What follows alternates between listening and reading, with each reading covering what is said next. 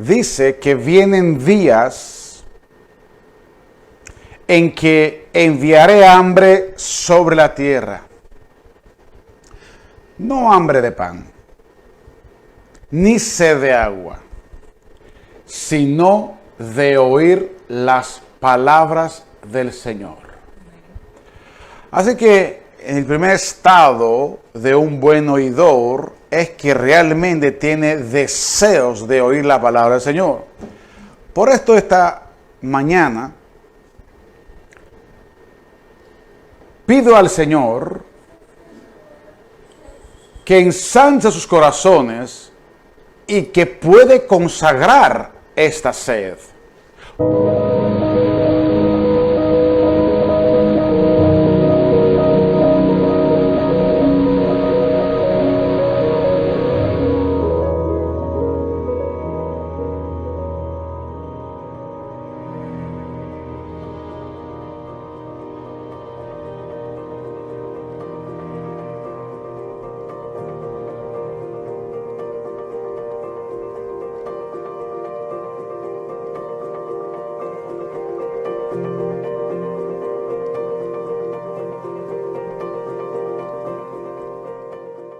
Porque esta sed, si está en vosotros, es una sed consagrada. Hay que aprovechar esta sed. Si no esta sed no está en ustedes, pídenla del Señor. Supliquen al Señor que venga esta sed. Esa sed yo la conozco. Es hermosa, es apasionada, es interminable. Son aguas por las cuales se recibirán inagotables. En realidad, esa sed, hermanos míos, es el conductor que el Espíritu de Cristo pone dentro de nosotros para llevarlos en la magnífica fuente de aguas vivas. O sea que sin sed usted no va a llegar. Sin sed no va a llegar. Porque esto es tan sencillo como usted lo sabe, que lo vive y lo experimenta. El que no tiene sed no busca agua. Entonces, hoy meditamos el medidor de sed que hay. Y esta sed hay que consagrarla entonces. Por esto, ante todo, hermanos míos, hay que dignificar nuestras vocaciones. Permíteme lanzarte esta pregunta como un plomo en tu alma y pues sé lo profundo que es. Porque yo la estoy haciendo en mí mismo y cada vez que yo la hago, realmente siendo el plomo. ¿Hay sequía vocacional? ¿Hay sed vocacional? Una vocación, hermanos míos, es una semilla de vida. Es agua que puede hacer reverdecer todo. Es gracia de refundación. ¿Sabe qué significa esto? Esta sed te va a remodelar, te va a reformar, te va a reestructurar y te va a recuperar. Así que tener sed, diría yo, es de suma importancia, porque es el deseo y la pasión por la cual incansablemente busca esta fuente de agua. Y yo entiendo que no son procesos automáticos que solo dependen de Dios. El agua del Espíritu es sabia y cuenta con los caudales y las capacidades de la tierra. De hecho, simplemente hay que interpretar el sembrador de las 4 ocasiones y sabemos que la semilla es la misma, pero los terrenos son diferentes y solamente un terreno realmente pudo dar fruto. Nosotros somos una comunidad de Jesús, somos guiados por el Espíritu y seguiremos hacia adelante. Nuestra atención no debe fijarse obsesivamente en nuestra supervivencia. Por eso yo les hablé tanto en el discipulado del miércoles en relación cuando nuestra parentela interior y el apego que podemos tener. Es más justo, hermanos míos, y honesto, ser partícipe de sus propósitos y disfrutar el crecimiento espiritual que nos conduce a la libertad y, por fin, vencer este mundo que se llama Éxodos. Hermanos míos de Filadelfia, creo que nuestro tiempo es tiempo de sed. Pero una sed mucho más profunda. Sedientos de sentidos, de sentido. Perdón, no de sentidos, de sentido. Del sentido espiritual me refiero. Sedientos de esa trascendencia espiritual, sedientos de amor. Lo peor no es tener un alma perversa que se mencionó en algún momento de las oraciones, ¿cierto? No, esto no es lo peor. Sinceramente que no es lo peor. Y lo puedo comprobarlo según la palabra de Dios. ¿Saben cuál es lo peor, hermanos míos? Un alma acostumbrada y sin tener sed. Dice la palabra, ojalá fueses frío. Pero cuando eres tibio, ojalá. Oye, esto, ¿cómo lo dice? A lo mejor no lo dijo ojalá Jesús, el Señor Jesucristo, porque es una transliteración en español, pero dijo macare, es la palabra más, macare, o sea, que sea mejor que tú fueras frío. Pero tú eres tibio, tú eres acostumbrado, tú no tienes sed. Y sabemos las consecuencias y los apellidos que ha recibido esta iglesia.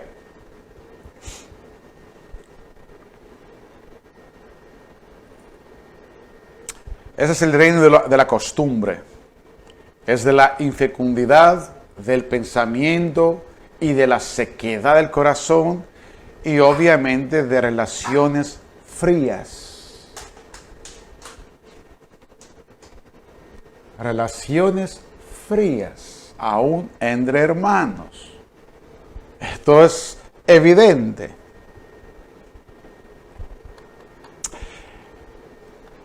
En esas zonas reina esta, ¿cómo se llama?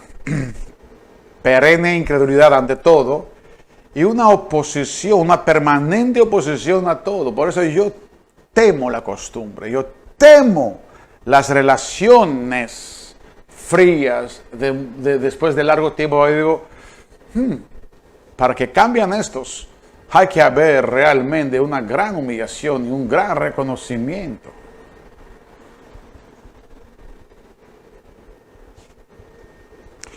Hermanos míos, el mundo y su falsa religión que van en conjunto es una declarada zona catastrófica. Es ahí donde puede clamarse las palabras del profeta Joel.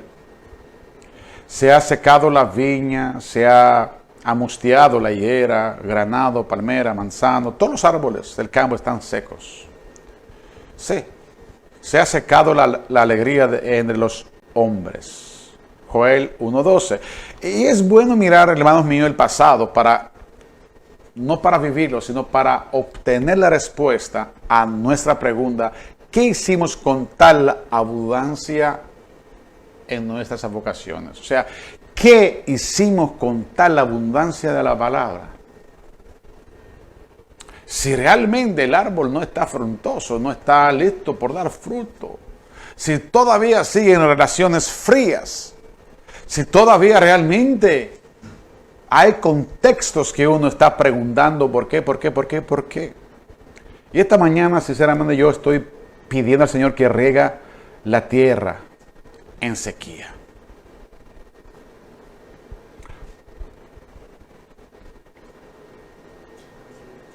En el último día, el más solemne de la fiesta, o sea, el día más solemne que escogió Él, no cualquier día de toda la fiesta, era el día más solemne.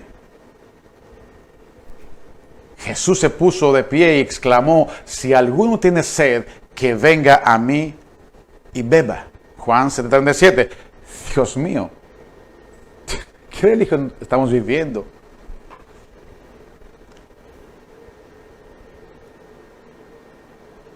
Salmo 107 dice que Él apaga la sed del sediento y sacia con lo mejor al hambriento.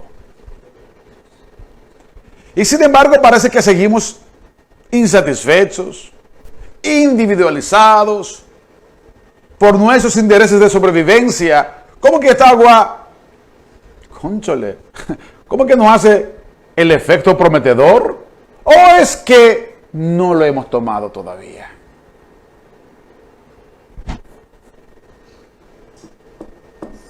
Hermanos míos, sin Jesús no hay agua.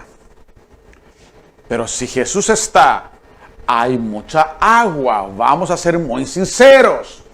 Y saben una cosa, cuando ya Jesús, que es mucha agua, está dentro de nosotros, le quiero decir una cosa, usted no lo puede beberlo todo. Comienza a repartirlo a los demás. Porque no se van a ahogar tampoco. Derramaré agua sobre el sediento suelo, raudales sobre la tierra seca. Habla Isaías 44:3. Y yo le pregunto, ¿cómo tú estás ahora? En este momento, por favor, sea sincero. Hay veces que yo me siento muy seco. Y yo digo, cónchole, ¿cómo yo lo arreglo esto? Si yo tengo la fuente, ¿qué me impide yo beberlo? Impartirlo también. Pregunto si tú estás húmedo. Y así eres capaz de hidratar a los demás de tu estado. O sigues siendo seco y todavía necesitas tomar de su agua. El Señor afirma que Él derrama aguas en tierras sedientas a menos que tú no eres sediento. Esto es lo que toda la historia bíblica lo confirma, todo lo que estamos leyendo desde Génesis.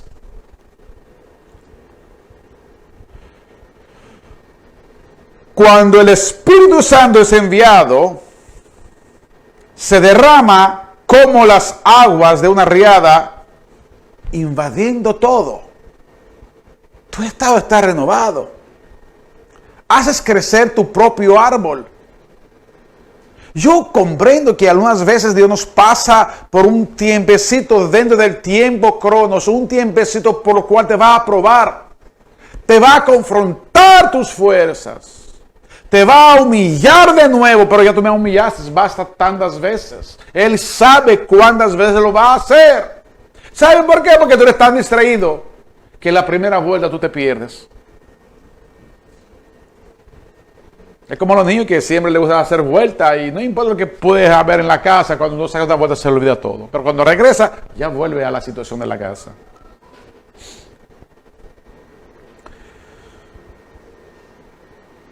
Invadirlo todo significa espíritu, alma y cuerpo. Entonces, lo que hace es crecer tu propio árbol espiritual, interno. Realmente, hermanos míos, sus aguas invaden toda nuestra realidad. Y queda entonces plasmada esta humedad. Así como caen las primeras gotas en una tierra seca, ¿cierto? Tú ves un plano, una tierra seca, pero una gota que cae a este lugar, dices, wow, ahí cayó la gota. Es vista. Es vista. Una sola gota en un metro cuadrado, en 100 metros cuadrados, tú puedes en realidad distinguirla del resto del terreno porque ya es húmeda, cambió el color, cambió el estado. Ahí ya la tierra otra vez se unió, sin grietas. Pero la pregunta es la misma que ayer. ¿Cuándo inicia esta realidad espiritual completa en mi vida? Dice la palabra, el que a mí viene nunca pasará hambre. Y el que en mí cree nunca más volverá a tener sed. Juan 6:35. Quiero aclararle algo importante esta mañana. Y qué bueno que se sonó en la oración. Hay que creer, hay que creer, hay que creer. Y dice, el que en mí cree nunca más volverá a tener sed. Entonces debería ser resuelto todo este problema. Porque yo creo. Y yo sé que tú crees también. Pero quiero aclararte porque muchas almas se extravían del sentido consciente del el que en mí cree. Que significa una sola cosa. El que a mí obedece. Nadie, ninguna lengua, ningún idioma puede extraviarnos de esta única verdad que significa el que cree. Ninguna denominación puede dar otra explícita revelación que esta. El que en mí cree significa el que a mí obedece. Y agradezco el idioma también griego que hace una buena relación a la obediencia, que significa hipotallí, que significa estoy bajo de, porque eso significa obedecer. Así lo entendieron los griegos miles de años, ahora desde la época de Cristo. Hipotásome, hipotallí, significa estoy bajo de. Cuando dice obedecen a vuestros pastores, dice estar bajo de sus pastores. Pero es un hombre que tiene tantas fallas. Esto es lo que dice la palabra. Y así va a ser hasta el final del tiempo. Obedece a Cristo. Significa cree en Cristo. Y es lo que hoy vamos a progresar en nuestro entendimiento para cumplir con este requisito espiritual que trae bendición para nuestras almas. El Espíritu llega a nosotros y asume diversas formas. Es como el agua que primero es fuente, luego es río y se convierte, va hacia dónde, hacia un lago o hacia un mar. No sabemos. El agua limpia. Ya comenzó a limpiarse en este momento que estamos hablando, le está limpiando. Lo está limpiando ahora mismo. Lo está limpiando ahora mismo. Si usted lo cree, si usted obedece la palabra, están limpios. Se están limpiando. Inmediatamente los nutre. Como el río nutre la tierra. Nunca se me va a olvidar. Yo estaba en Ouarzazate, Marruecos, en una montaña que estaba contemplando a Sahara. Era totalmente desierto, pero tenía su magia. Y ahí había un río que se me perdía los ojos, así en el medio del desierto. El único verde, las únicas palmas que yo recuerdo, la única hierba estaba a la derecha y a la izquierda de la orilla de este río, dentro de Sahara. Mis ojos lo vieron. ¿Cuánto potencial, cuánta potencia tiene realmente, hermanos míos, estos ríos que está hablando? Que dentro de un espacio espiritual desértico, de escasez, de infecundidad, porque ¿qué es el desierto? Es infecundo totalmente, es arena, todo esto. Pasa un río y saca esas semillas que existían allá y las hace brotar. Tengo esa foto, se la voy a enseñar. La voy a buscar hoy, la voy a escanear y se la voy a enviar para que usted la vea. Este milagro, porque lo tengo, porque a mí me impactó, tenía 23 años más o menos. Hermano mío, El agua limpia, el agua nutre y al final te transforme para que tú seas utilizado y bendecido, porque es imposible que tú seas bendecido si tú no estás utilizado. Le quiero decirle algo importante, créanme. Solo si están utilizados serán bendecidos. Yo no hablo solamente de la bendición de comer y beber, porque al final lluvia hay para justos y para injustos. Yo hablo de eulogía.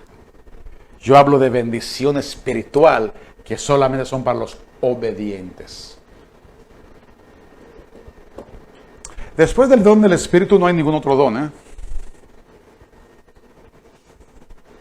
Todo el espacio de todo genuino discípulo está invadido por el Espíritu. Hay que entenderlo. Por eso digo una cosa, que hasta nuestras redes sociales deben hablar. Deben hablar de lo que estamos hablando. Tienen que saber lo que estamos hablando. Hay una iglesia que se está levantando. No con diferente teología o una distinta metodología. Yo no estoy presentando ninguna metodología diferente. Ni vine yo a traerles otra, la que está escrito y que muchos compañeros, pastores, están impartiendo en sus casas. Por favor. Lo que estoy haciendo aquí es una sola cosa. Concientizar un pueblo que viva de los fundamentos básicos y firmes para representar adecuadamente a Dios en la tierra. Conscientes en toda dirección, no 180, 360 alrededor. Porque yo soy un representante de Dios. Y el Espíritu, esta mañana y cada día, está en la llamada. Entonces, hermanos míos, nuestra vocación es acontecimiento de la palabra.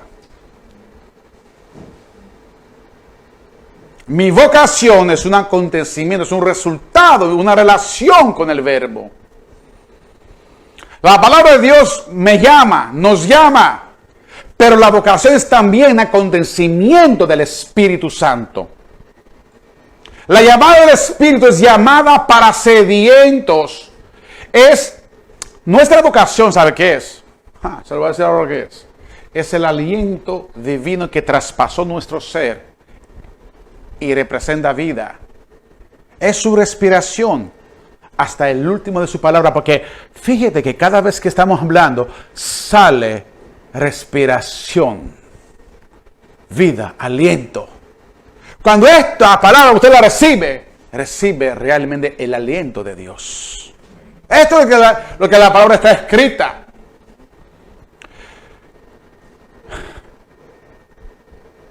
Los profetas Jeremías y Ezequiel intuyeron la importancia del corazón humano como hábito de la actuación de la palabra y del Espíritu de Dios. Dos cosas: palabra y Espíritu de Dios. Palabra, verbo y Espíritu de Dios. Unción. En este corazón Dios escribe la palabra a su ley, ¿sí o no? Él la escribe. Eso lo decía Jeremías 31:30. Pero en este mismo corazón Dios derrama su espíritu, decía Ezequiel. Entonces su palabra es su aliento entre nosotros y nos da vida. Amén. La acción pastoral entonces consiste en llevarlos hacia fuentes tranquilas que reparen nuestras fuerzas.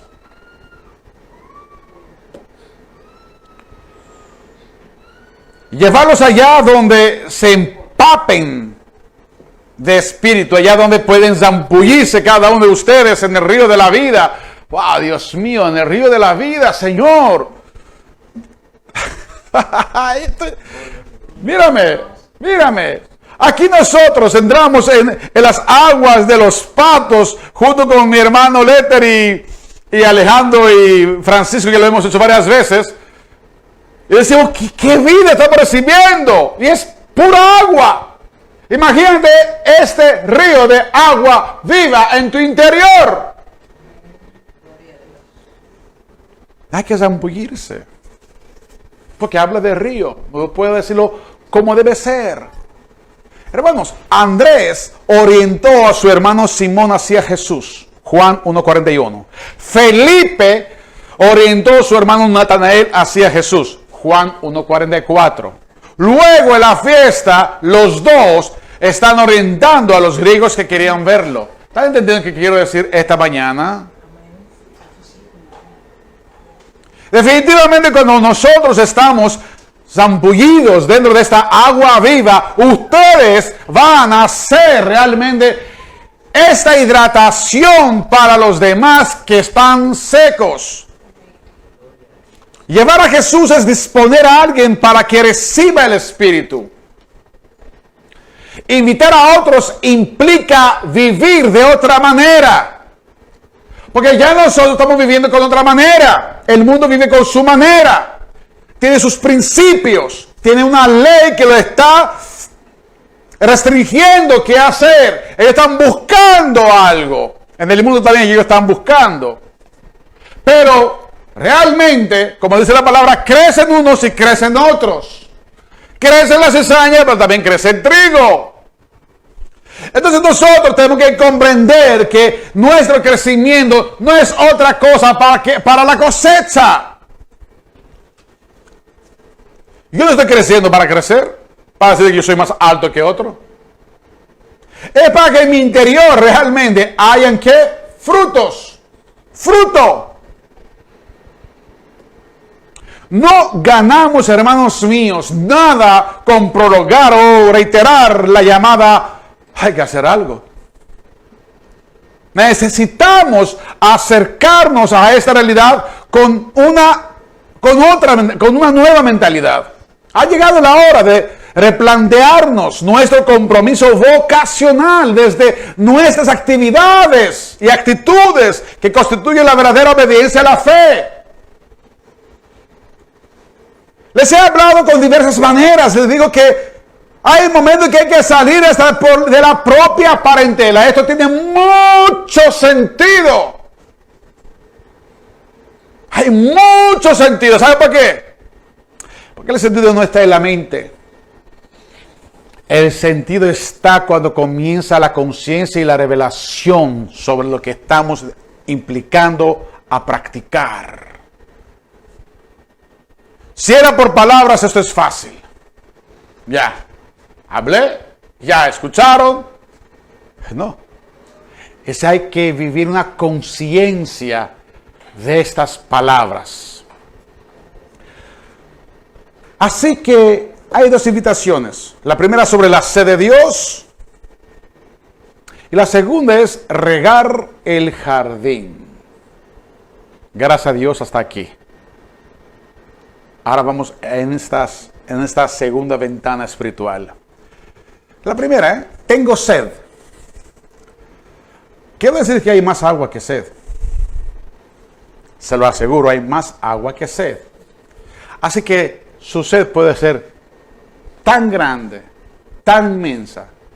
Y esta agua que hay es posible que cubre su sed y mucho más. Aviva entonces tu sed más profunda. Esto es lo primero que tienes que comprender. Anótalo en un papelito ya en tu corazón. Avivar mi sed. Porque sed significa pasión. No hay ser más apasionado que un hambriento y un sediento. Lo hago como bebe. Deja 2 días de no beber agua. Y yo creo que se abre la boca, agarra toda la boquilla del agua y entra en un segundo.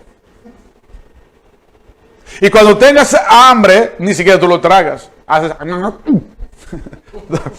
2 veces, tercera ya está tragándose, porque hay una pasión, porque hay una pasión de llenarse.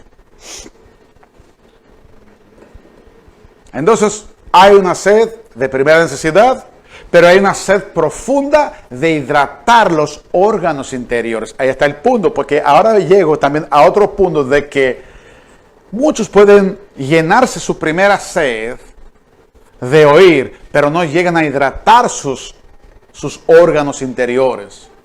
Dios, hermanos míos, es la sed. Qué sabio, se pasa. Dios es nuestra sed. Dios es nuestra sed. En el fondo es Dios. Tú ni yo no alcanzaré porque tenemos algo, pero es Dios nuestra sed. Dios es nuestra sed porque es Él que tú necesitas por encima de cualquier cosa. Dios es la sed de todas las formas de sed que tú padeces. Piensa lo que estoy diciendo, lo que estás escuchando esta mañana. No mates este deseo. Comienza a discernir tus deseos. Sé sabio. El tiempo pasa como este sonido. Y está 50, y está 70. Y tú tienes que prepararte en forma y relacionada que Dios es la sed. Porque si Dios no es la sed, tú estás ya muerto y morirás. Quien tiene sed busca con todos sus sentidos una fuente. Espera con toda la ansia esta lluvia. Hermano mío, ponte junto al río de agua viva y crecerás como una palmera del Líbano. Lo han visto mis ojos. Es verdad. No es solamente escrito en una hoja. Lo he visto. Yo he visto las palmeras como estaban solamente frondosas, verdes, potencialmente altas a las orillas del río, en medio del desierto. Porque te digo una cosa, estamos en el desierto, porque el mundo es un desierto. El mundo es nuestro desierto, entiéndelo. No vale la pena hacer vueltas. Tú puedes llegar en cualquier éxito, pero tú estás dentro de un desierto. ¿Y de qué vale que tú tengas todo lo que tú tengas, pero tú estás en el desierto? Entonces, ¿qué dice la palabra? ¿Qué dice? ¿Qué nos está diciendo la palabra? Es muy contundente lo que está diciendo. No construyen al desierto. No ponga tu corazón al desierto. Ponte junto al río. Y en la vejez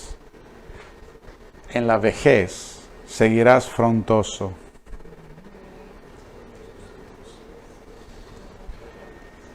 Yo me retiro del cansancio. No es que usted dice que yo soy viejo, pero me retiro del cansancio. La segunda de las invitaciones es regar al jardín, ¿cierto? Entonces, hay que suplicar apasionadamente por la lluvia de Dios, para que entonces cubre esta sequía interna una vez para siempre. Hay mucha tierra con sed. Tú no eres el agua, yo tampoco. No eres la lluvia, ni el río, pero sí tú puedes ser canal y construir canales y construir puentes. Y ahí está la utilidad. Y ahí está la bendición. Porque yo les voy a decir una cosa. Cuando vamos, por ejemplo, con el hermano allá en Los Blancos, estamos viendo los canales, tú ves lo que hay ahí mismo. Tú dices, wow, qué lindo canal. Qué organizado, cómo maneja esto, el agua. Y lo lleva hasta Enriquillo, hasta cualquier lugar. Es porque realmente, es como el otro día estaba hablando de que cuando uno ve una vid, la ve completa, pero tú eres las ramas. Pero la ve completa y ahí está Cristo, dentro de ella está Cristo. Y yo veo a la persona, mi hermana, y yo digo, veo a Cristo, veo a Cristo. Siempre que descubras un tesoro, suscitas en ellos la sed. Entonces podrás ser canal de agua de la vida del Señor. Dice que tenga sed, que venga. Quien lo desee, que tome el don del agua de la vida, dice la palabra. Cuando dices a alguien que tiene un tesoro y te haces creíble ante él, porque hay que hacer creíble, porque no es decir Cristo salva. Esto lo puedo decir, lo aprendí, lo digo. Hay que ser creíble. Hay que decir, estoy humectado. bajo toda circunstancia.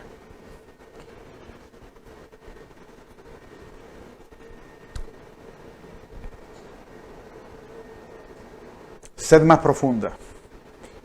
Estoy hablando de la conciencia de la sed. Dios es la sed. Y comenzará a ascender el deseo de tomar esta agua de vida todo el tiempo.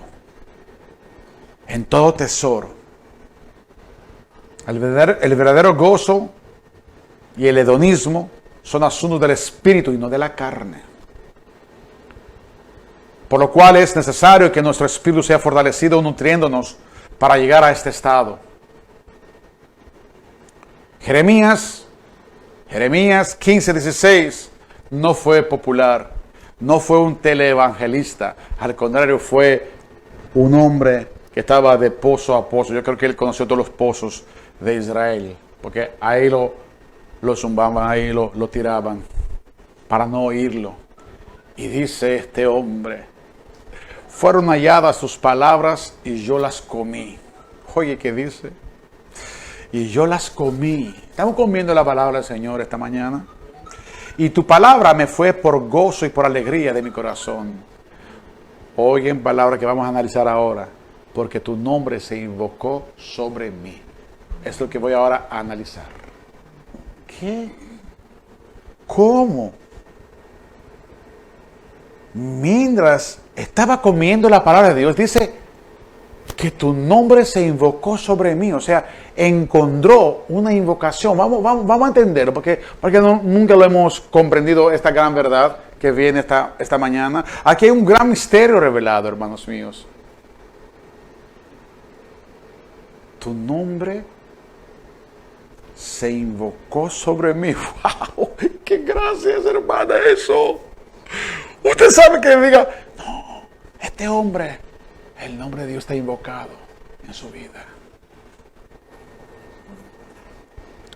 Cuando comemos la palabra, su palabra, por fe, encontramos su nombre invocado sobre nosotros.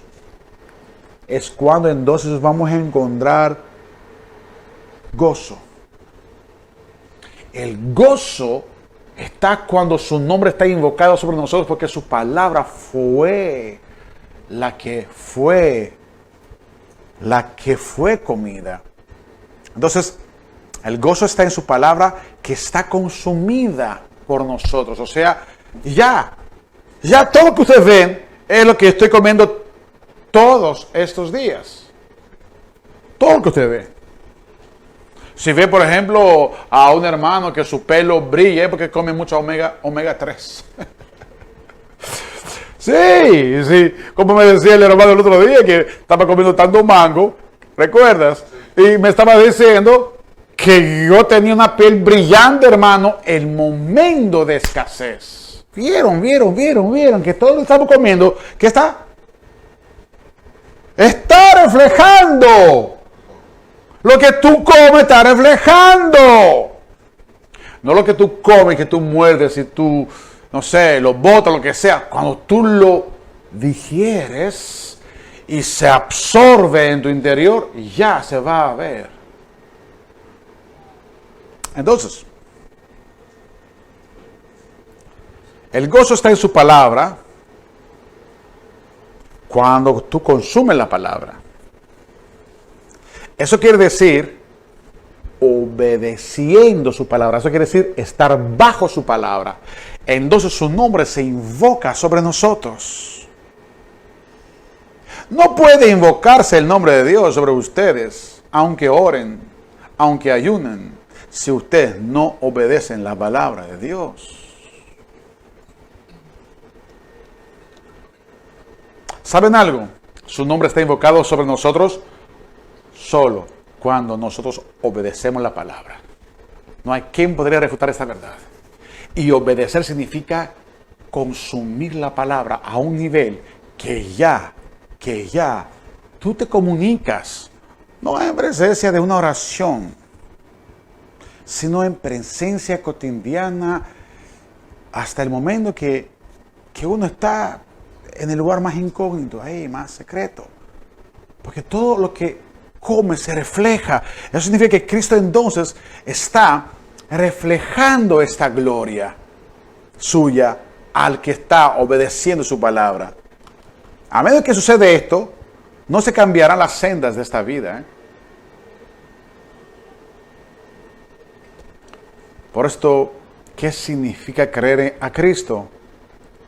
Pues no desvaluamos la afirmación de Cristo que creer a Cristo significa únicamente obedecer a Cristo. Ven, porque dentro del cristianismo hay también muchos incrédulos que creen porque no obedecen.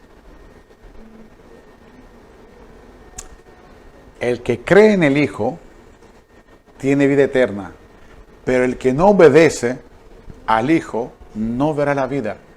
Yo veo, cierto, dos ideas, pero como que no coinciden en primera instancia, porque habla creer y habla de obedecer.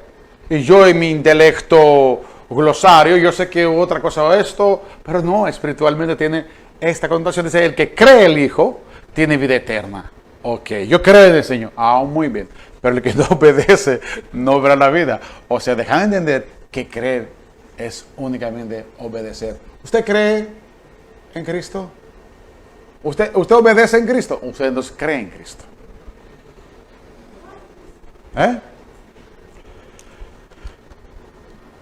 Y llegó en la última parte de esta mañana que Dios requiere obediencia entonces. Hipotallí.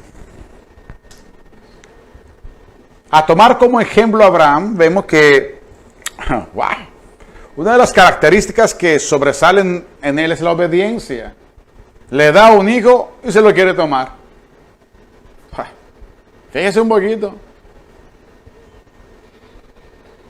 Que le digan, ofrece tu Karen, ofrece a Irini, ¿cierto? Abraham, wow, se pone un poco uno tenso.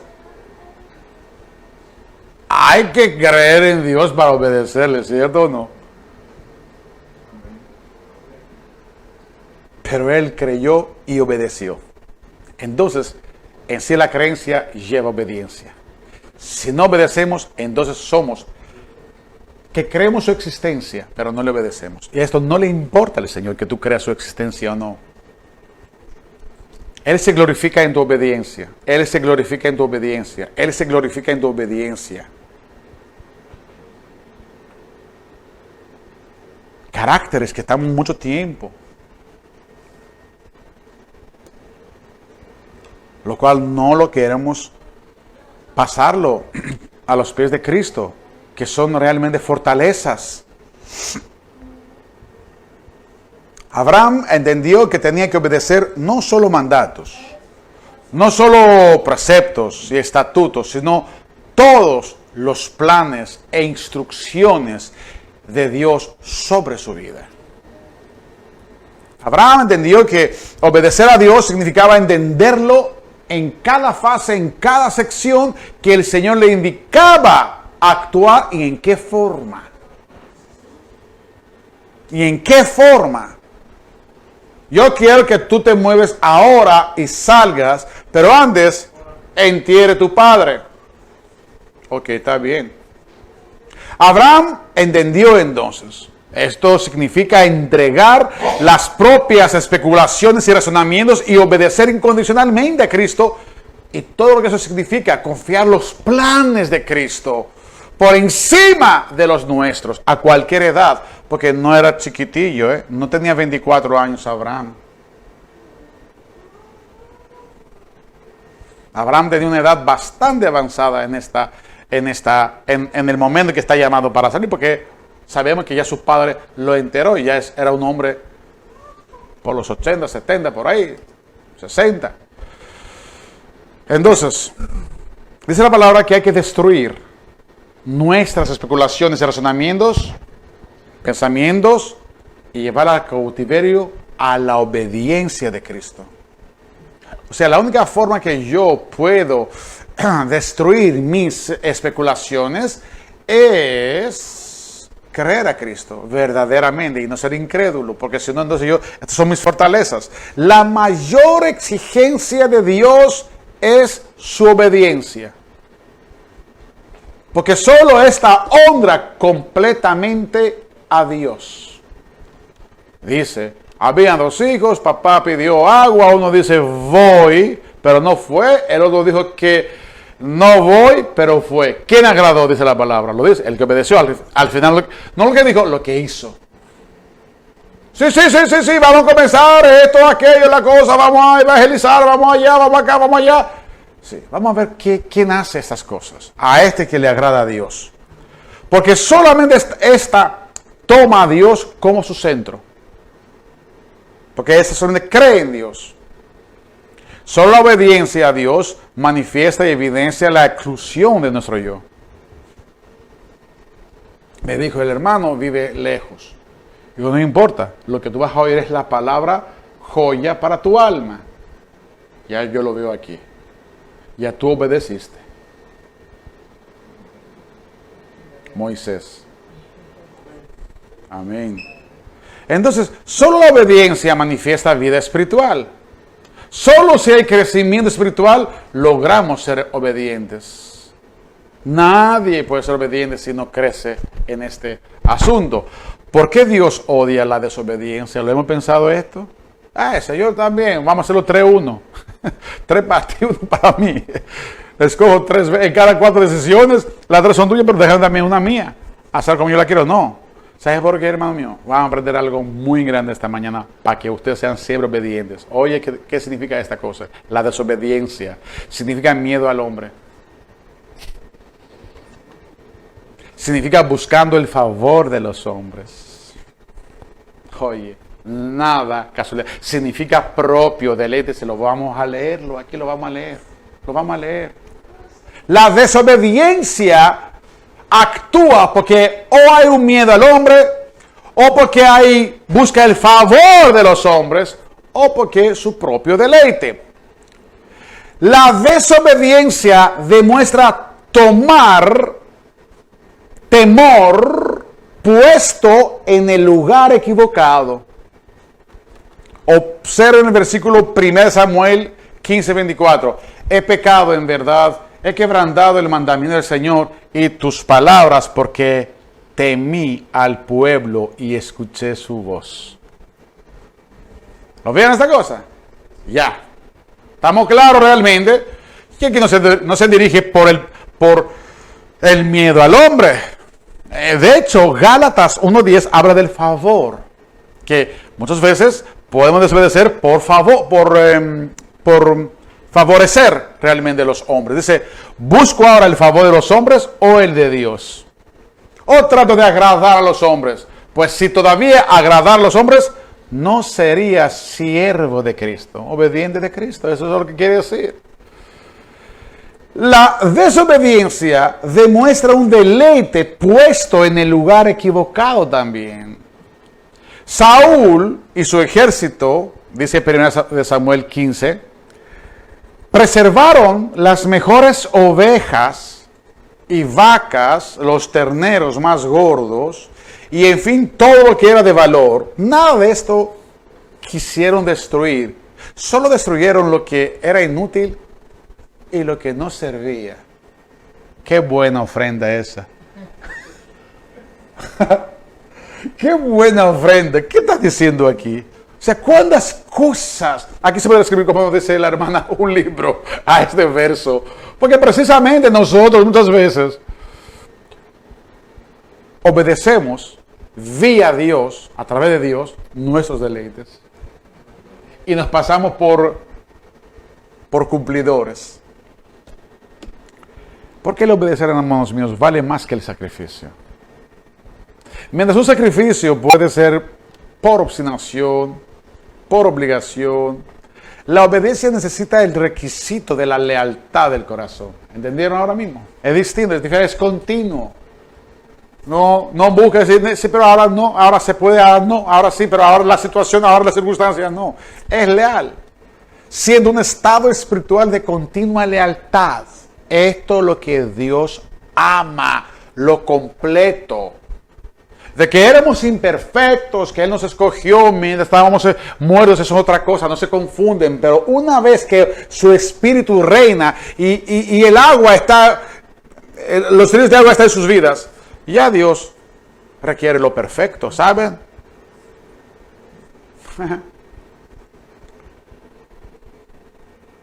Porque más me deleito en la lealtad que en el sacrificio. Oseas 6:6. ¿Vieron? Estamos leales, 10 años ahí. Estamos ahí, bajo circunstancias, bajo viendo, estamos aquí. Estamos aquí. Obediencia es voluntad reemplazada por voluntad, propósitos reemplazados por propósitos y amor propio reemplazado por amor de Dios. Yo a nadie tengo que demostrar absolutamente nada. Estoy bendecido porque Dios ha escogido ser útil. Le estaba explicando ayer a mis hijas, las dos. Por eso dice que si me amáis, obedezca mis mandamientos. Juan 14:15. Hermanos míos, la obediencia es el estado donde nace la bendición. Termino con este punto. Todos queremos ser bendecidos, pero no obedientes. Esto no va. Esto no va a ser. Esta es la recompensa. Dice, si queréis y obedecéis, comeréis lo mejor de la tierra. Isaías 1:19. Sí, lo mejor de la tierra. Él sabe que comemos, que nos gusta comer. Toda dirección que nos ordena Dios es para nuestro bien. Oye, Israel, ¿qué requiere de ti el Señor? Que obedeces lo que yo te ordeno hoy para tu bien.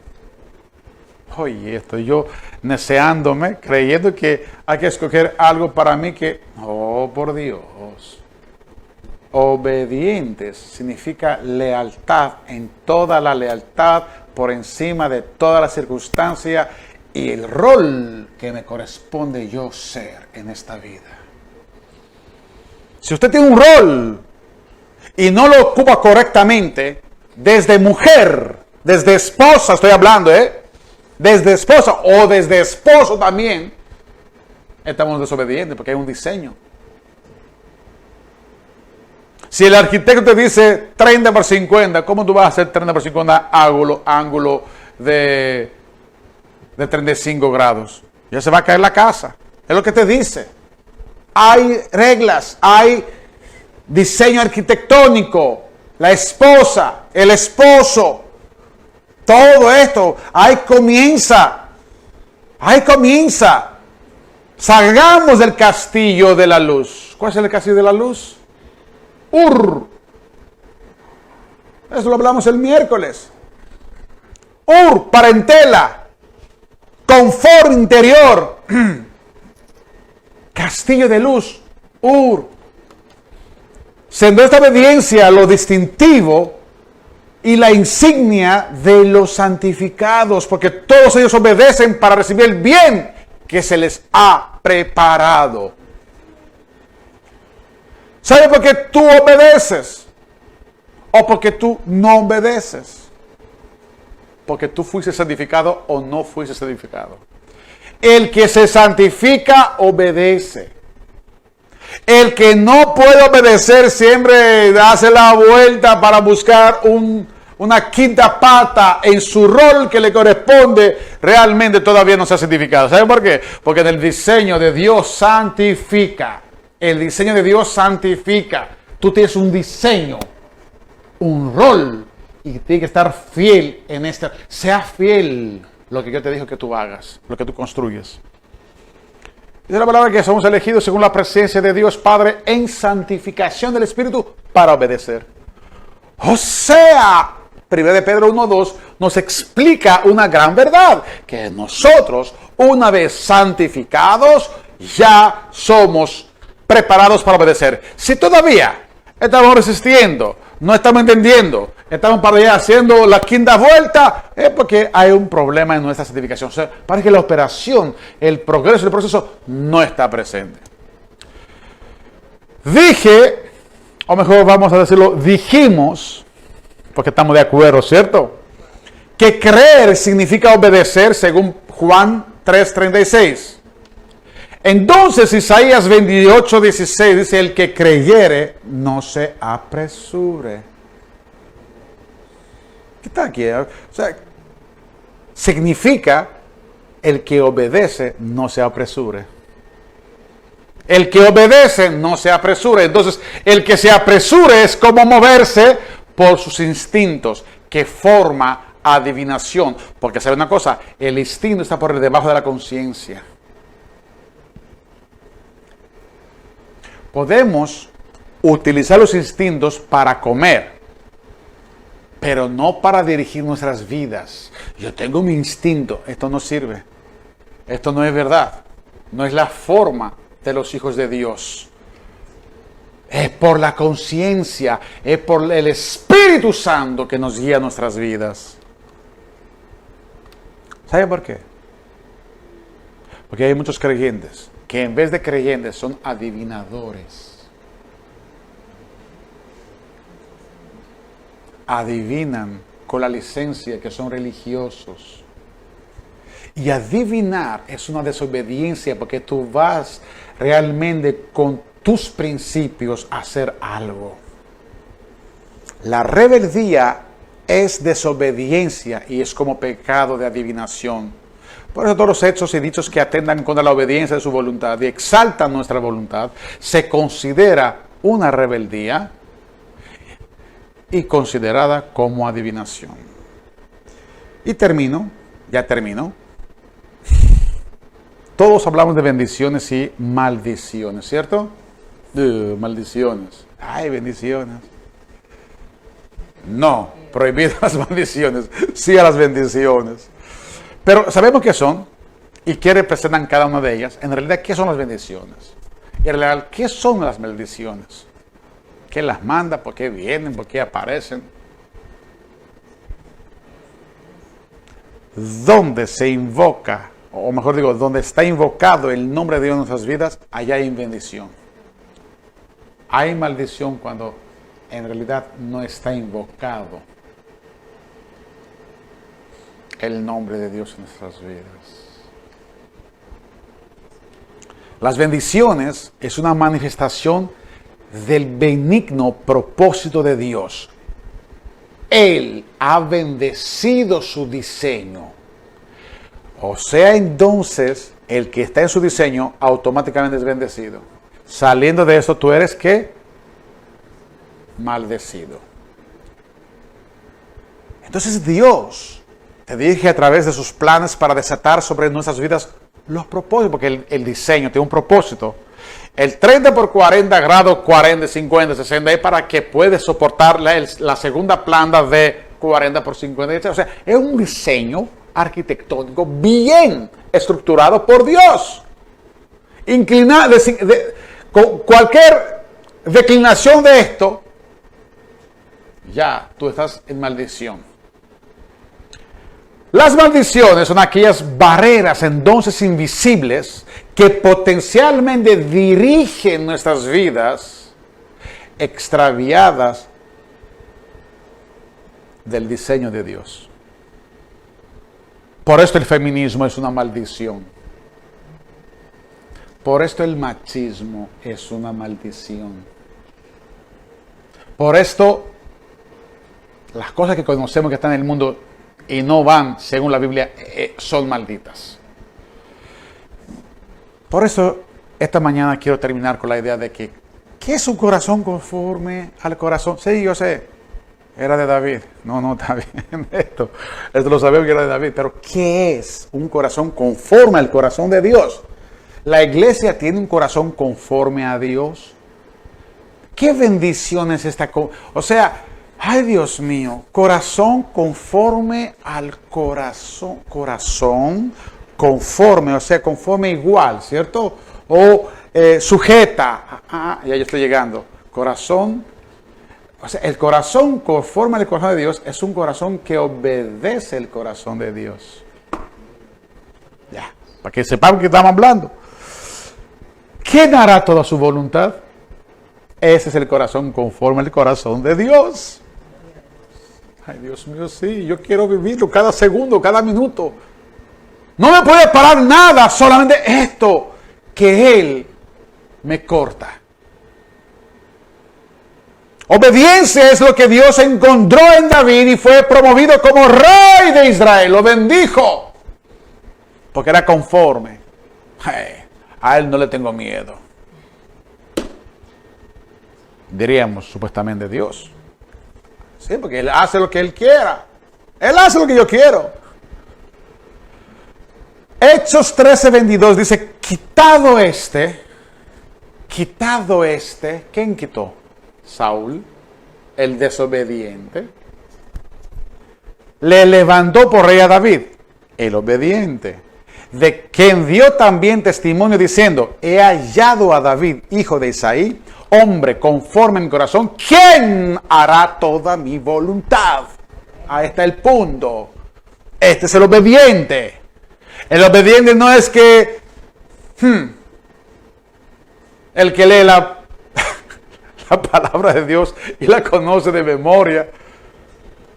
La obediencia produce una actitud de camino en nosotros, manifestando el reino de su perfecta voluntad, haciéndola sin titubear, sin miedos, sin desperdiciar nuestra juventud o los bienes que tenemos.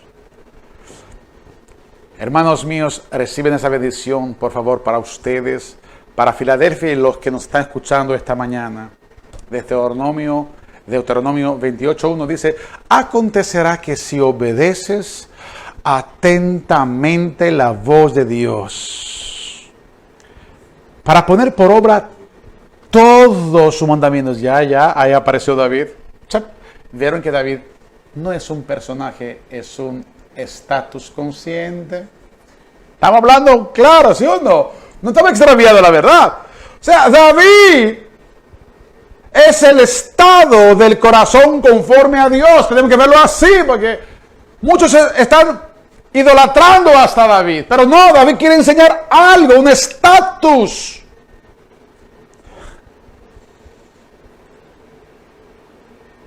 Entonces yo te exaltaré sobre todas las naciones, y vendrán sobre ti y te alcanzarán todas estas bendiciones, si escuchas y obedeces la voz de Jehová. Eso está en Deuteronomio 28, léelo en su casa. Bendito serás tú en la ciudad, los metropolitanos, los urbanos, y bendito en el campo, los agricultores. Jehová derrotará a tus enemigos que se levanten contra ti. Yo lo puedo ver, yo lo he visto esto tan claramente en mi vida. Jehová enviará su bendición sobre tus graneros, sobre todo aquello que pongas tu mano. Te confirmará Jehová como tu pueblo santo, si sigues su camino. Porque el enemigo vino y puso boca a una persona. ¿Qué tú haces con ellos? Si era yo, los dejaría. Digo, imposible. Esos son sangre de mi sangre y son huesos de mis huesos. Esta es la única familia que yo tengo.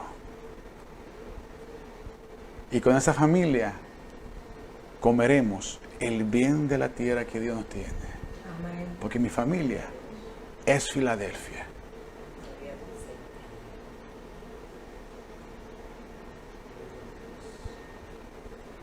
Entonces verán todos los pueblos, ¿qué van a ver?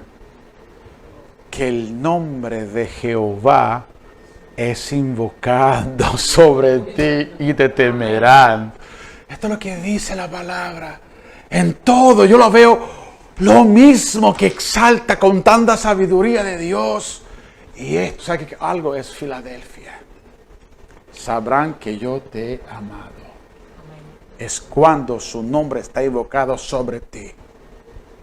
¿Recuerdan el principio que estaba mencionando en Jeremías? Fueron halladas sus palabras, y yo las comí.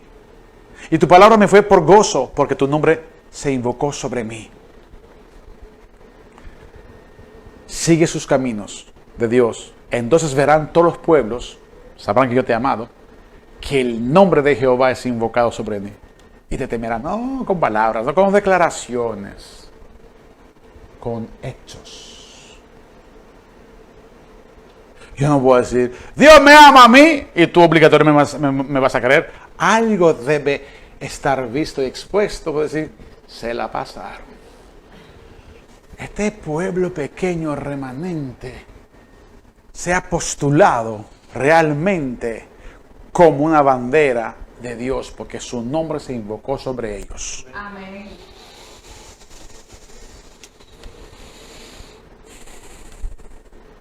Entonces verán los pueblos de la tierra que el nombre de Jehová es invocado sobre ti y te temerán. Te abrirá Jehová su buen tesoro, el cielo, para enviar la lluvia, las aguas, a tu tierra en su tiempo y para bendecir todas las obras de tus manos. Ay, Dios mío. Te pondrá Jehová por cabeza y no por cola. Estarás encima solamente, nunca debajo. Si obedeces los mandamientos de Jehová, yo creo esto y yo me obedezco a esta palabra, que yo te ordeno hoy, si los guardes y los cumples, y no te apartas de todas las palabras que yo te mando hoy, ni a la derecha, ni a la izquierda, para ir tras dioses ajenos. Perlitas. En la vida cristiana, hermanos míos, la fe y la obediencia tienen la misma relación. Jamás pueden trabajar independientemente. Solamente los que tienen fe pueden obedecer. Y los que obedecen es porque tienen fe. Y nosotros somos testigos de esas cosas. Hechos 5:32. Y también el Espíritu Santo, el cual Dios ha dado a los que le obedecen. Fácilmente se puede decir yo creo. Pero si esta fe no está unida a la obediencia, tal declaración es una mera confesión de labios. Por eso, Pablo subraya esta íntima relación entre la fe y la obediencia, con la expresión obediencia a la fe. En ella relaciona la obediencia y la fe como misterios de Cristo revelados. La obediencia es porque invocas la presencia de Dios en tu propia vida y no temes y no buscas el favor de los hombres, sino quieres cumplir todo lo que Él te dice por encima de las circunstancias. Si alguno me ama, obedecerá mi palabra, y vendremos a Él y haremos en Él una morada. Morada. La morada divina. Es la roca en la cual fuimos construidos por la obediencia. Hermanos míos, ¿saben que estoy hablando? Todo lo que recuerdan la parábola de Jesucristo sobre la roca, la construcción. Y dice que unos construyen sobre la arena, se cayeron, son los desobedientes. Y unos que construyeron sobre la roca, ellos son los obedientes. Leen el contexto y van a entender lo que es así mismo. ¿Qué es lo que está diciendo? Descendió lluvia, vinieron ríos, soplaron, vientos golpearon contra aquella casa y no cayó porque estaba fundada sobre la roca. Es importante comprenderlo, es un fundamento firme, se construye por la obediencia, entonces su nombre se invoca sobre nosotros. Jesús aprendió obediencia y habiendo sido perfeccionado, vino a ser autor de eterna salvación para todos los que le obedecen. Ya lo dice la palabra. La esencia misma de la salvación está en la obediencia de Dios. Dios no sacó un pueblo y dice, ya están salvos. Mírame, lo que hagan no van a perder la salvación.